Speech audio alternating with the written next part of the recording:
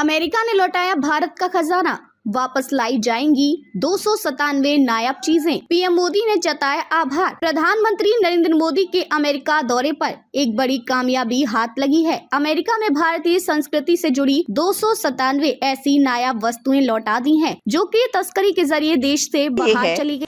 कि अमेरिका ने इंडिया को 297 artefacts, cultural relics dating back from 2000 BCE to 1900 CE पिछले कुछ सालों में ट्रेंड को बदला है।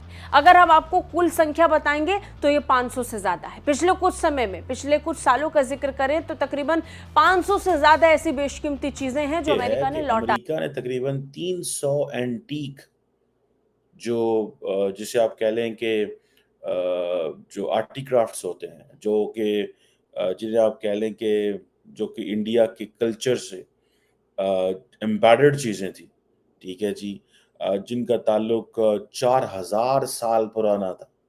कहा जाता है कि 2000 BCE, ठीक है जी, और 10वीं और 11वीं जो CE से भी जिनका ताल्लुक था, और उन सारी चीज़ों को इंडिया ने वापस जो है, ये तमाम आर्कियोलॉजिकल जो पीस थे, उनको इंडिया ने वापस ली। तो इसका मतलब ये हुआ कि इंडिया अपनी लूटी हुई दौलत वापस ला रहा है। भारत में उसके लूटे हुए ख़जाने अब वापस पहुंच रहे हैं। आपको याद होगा, इससे पहले हमने आपको खबर दी थी मंथ्स बैक कि इंडियन गवर्नमेंट ने ये फ़ैसला किया कि अपना जो गोल्ड है वो वापस ले लिया जाए। वापस मंगवा लिया उन्होंने यूके से, वहाँ के बैंकों से। हेलो, जय हिंद दोस्तों। एसपी न्यूज़ 91 में आपका स्वागत है। दोस्तों एक बहुत ही बड़ी खबर निकल के सामने आ रही है। जो मोदी जी का दौरा यूएस के लिए हुआ था, वहाँ से एक बहुत ही बड़ी खबर ये है कि जो 4000 साल पुरानी वस्तुएं थी, बहुत सारी अलग अलग नायाब चीज़ें थी, वो मोदी जी जो है वापस आ गए हैं। क्योंकि जो बाइडन ने वो चीज़ें वापस करने का ऐलान कर दिया है। और 297 कोई करीब ऐसी चीज़ें हैं जो कि आप क्लिप में भी देख पा रहे होंगे। इस तरीके की जो चीज़ें जो कभी अंग्रेज़ों ने लूट ली थी, अब वो वापस भारत आएंगी और भारत की शोभा बढ़ाएंगी। क्योंकि वो सिर्फ भारत की ही थी, अब अमेरिका नहीं। ये सिर्फ मोदी जी का दबदबा है जो ये चीज़ें अब वापस आ रही है, वरना ये अमेरिका के म्यूज़ियम की शान जो है बढ़ा रही थी। लेकिन अब ये भारत के अंदर ही आपको देखने को मिलेंगी जो वस्तुएं यहाँ से अंग्रेज चुरा कर ले गए थे। अब इस पर पाकिस्तानी मीडिया क्या रिएक्ट करता है, तो आइए दोस्तों वीडियो को स्टार्ट करते हैं। लेकिन अब ये जो ख़जाने वापस मिल रहे हैं, ये वो लूटी हुई दौलत है कि सेंचुरीज़ में, एक सेंचुरी के बाद अगली सेंचुरी, फिर उससे अगली सेंचुरी, जितने भी इन्वेडर्स उस सरज़मीन पर आए, उस धरती पर आए, उन्होंने वहाँ पर खूब लूट मार की और वहाँ पर ऐश की ज़िंदगी गुजारते रहे, वहाँ पर हुक्मरानी की, रूल करते रहे, अपने जो ऑर्डर था वो चलाते रहे। लेकिन एक दिन फिर उनको जब वापस भागना पड़ा, तो वो उस धरती के, उस ज़मीन के ख़जाने लूट कर अपने साथ ले गए। प्रेसिडेंट जो बाइडन ने बाकायदा एक मीटिंग का एहतमाम किया प्राइम मिनिस्टर मोदी के लिए।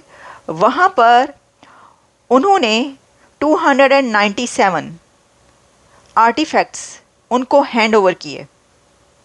अब उसमें जैसा मैंने आपको बताया कि ये एशियन सिविलाइजेशन से ताल्लुक़ रखने वाले, इंडियन एशियन सिविलाइजेशन से उस वक्त की निशानियां हैं और उस वक्त के एक बहुत ही कीमती, आप कह सकते हैं कि ये एंटीक्स हैं जो इंडिया को वापस दिए गए।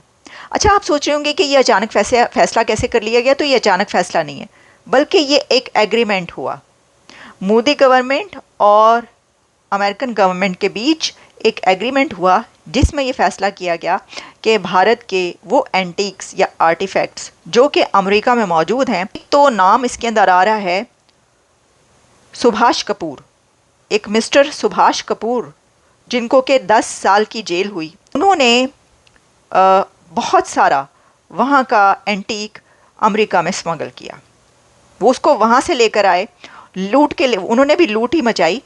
वहाँ से उन्होंने छुपा के चोरी की, जिस भी तरीके से उनके हाथ वो लगे, वहाँ पर कैसे उन्होंने ख़रीदा, ये एक अलग कहानी होगी अगर हम इसमें जाएं। लेकिन सुभाष कपूर कई एक टाइमिंग्स में जितने भी उनके विजिट्स होते रहे, तो फिर वो इस तरीके से जो आर्टिफैक्ट्स, जो एंटीक्स इंडिया में थी, वो चुरा चुरा के, वो स्मगल करके अमेरिका लाते रहे। फिर उनके खिलाफ कार्रवाई हुई कि भाई ये किस तरह किससे हुआ, और फिर वो जो सुभाष कपूर है उसको पकड़ा गया, फिर उसको जैसे मैंने आपको बताया 10 साल की जेल हुई। लेकिन फिर जो भारत की गवर्नमेंट है और अमेरिका की हुकूमत के बीच ये एग्रीमेंट हुआ कि जो आर्टिफैक्ट्स हैं वो वापस किए जाएंगे। तो भाई मोदी साहब दुनिया भर के में जो उनके ख़जाने हैं वो उनको वापस लेकर जा रहे हैं इंडिया में, जो 297 अभी कहे जा रहे हैं। लेकिन इससे पहले 2016 में भी आर्टिफैक्ट्स वापस किए गए। टोटल कोई 600 से ज़्यादा, 600 to 700 आर्टिफैक्ट्स एंड एंटीक्स जो कि अमेरिका की तरफ से इंडिया को वापस किए गए हैं। लूटी हुई दौलत है ना, असल में ये सही बैठती है यूके पर, बरतानिया पर। ये जो फ्रेज़ है कि लूटा हुआ माल या लूटे हुए ख़जाने, ये सही बैठता है। अमेरिका में तो मैंने आपको बताया कि वो जो सुभाष कपूर नाम है वो स्मगल करके अमेरिका लाते रहे। यहाँ पर उन्होंने कई एक विज़िट्स किए, उसके बाद 10 साल की उनको जेल हुई, तो वो तो अपनी उस पर पहुँच गए। लेकिन जो बरतानिया ने वहाँ से ब्रिटिश राज के दौरान जो कुछ उठाया है, जब मैं आपको वो बताऊंगी तो आपको पता चलेगा। यानी आप गैस करें, सब कॉन्टिनेंट से, भारत से ब्रिटिश राज जब वहाँ से दौड़ा और वापस चला गया तो वो क्या कुछ लेकर गया ये तो अपनी जगह पर है। लेकिन आपके ख्याल में उसका कितनी आप अगर उसको एस्टिमेट लगाएं तो कितना होगा? मैं आपको बताती हूँ, आप जितना भी लगाएंगे वो कम होगा। ये कहा जाता है कि एक अंदाजे के मुताबिक, वैसे तो कई लोगों ने इसके ऊपर रिसर्च की है, लेकिन जो एक रिसर्च मेरे सामने, मैं आपको वो बता रही हूँ कि ब्रिटिश राज ने जो चुराया भारत से माल मता, उसकी ऑलमोस्ट कॉस्ट है $45 ट्रिलियन। ब्रिटिश राज ने $45 ट्रिलियन इंडिया के ख़जाने लूटे हैं, इतनी कॉस्ट है उसकी। और ये देखें कि ये जो है बिटवीन 1765 एंड 1938 के दौरान ये ख़जाना वो वहाँ से लूट कर भागे। And this amount is 15 to 17 times the annual GDP of the UK today। और फिर इसमें ये बताया गया है कि ये जो रिसर्च है is based on nearly 2 centuries of data on trade and taxes। British used India's wealth for a variety of purposes, including funding the British regime's expansion, investing in infrastructure in Europe, and the US exporting goods imported from India at a higher price, funding wars and funding the colonial administration।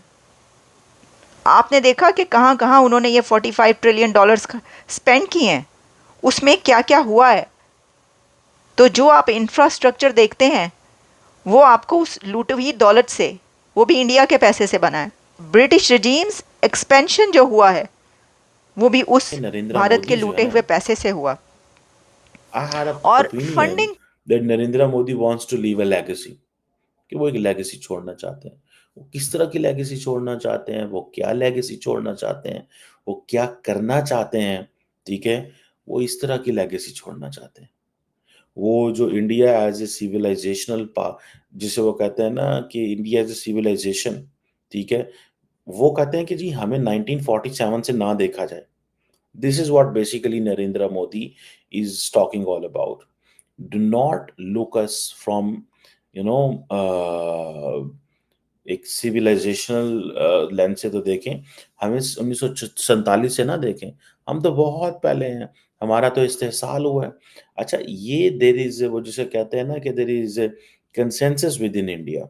India के अंदर ये consensus मौजूद है, and this consensus is not just in BJP, in Congress and in common India.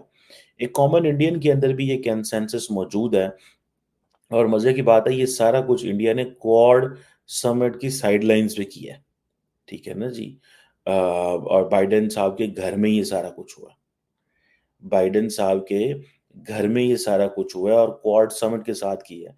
It means के Americans are serious in this sense. American थोड़े serious हैं India को लेकर के, और वो क्या समझते हैं कि अब होता क्या है कि मेरा ख्याल से Indians might have put these request for long, उन्होंने बहुत पुरानी ये रिक्वेस्ट जो है ना वो डाल दी होंगी, ठीक है। तो अब उनको ज़ाहिर बात है, इनको वो जिसे कहते हैं ना सुनना तो पड़ता है। फिर ऐसे थोड़ा ही होता है कि आप ये कहेंगे कि जी हमने सुनना नहीं है। आपको सुनना तो पड़ता है जब मुल्क जो है वो अपनी कल्चरल और सिविलाइजेशनल जो पावर्स हैं उसका जब को वेट कर रहे हों, इंतज़ार कर रहे हों, उसको देखना हो। अब होगा क्या कि जब सारी चीज़ें इंडिया पहुँचेंगी, ये सारी चीज़ें इंडिया पहुँचेंगी तो तब आपको अंदाज़ा होगा कि मोदी